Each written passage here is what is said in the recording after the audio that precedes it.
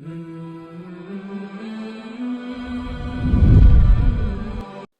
اللہ الرحمن الرحیم۔ شروع کرتی ہوں اللہ تعالیٰ کے نام سے جو بڑا مہربان نہایت رحم والا ہے۔ حضرت جابر رضی اللہ تعالیٰ عنہ سے روایت ہے کہ میں نے رسول اللہ صلی اللہ علیہ وسلم کے دور میں ایک عورت سے نکاح کیا۔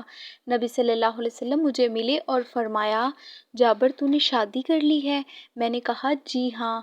فرمایا کنواری سے یا بیوہ سے؟ میں نے عرض کیا بیوہ سے۔ آپ نے فرمایا تو نے کنواری سے کیوں نہ شادی کی؟ وہ تجھ سے دل لگی کرتی۔ میں نے کہا اے اللہ کے رسول، میری کئی بہنیں ہیں، میں نے خدشہ محسوس کیا کہ کنواری عورت میرے اور ان کے درمیان رکاوٹ نہ بن جائے۔ آپ نے فرمایا پھر ٹھیک ہے، عورت سے اس کے دین کی وجہ سے نکاح کیا جاتا ہے یا مال و جمال کی وجہ سے؟ تو دین والی عورت کو پسند کر، تیرے ہاتھ خاک آلود ہوں۔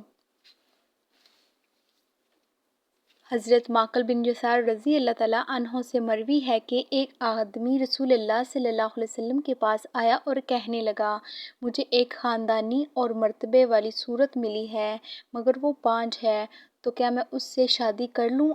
آپ نے اسے منع فرما دیا۔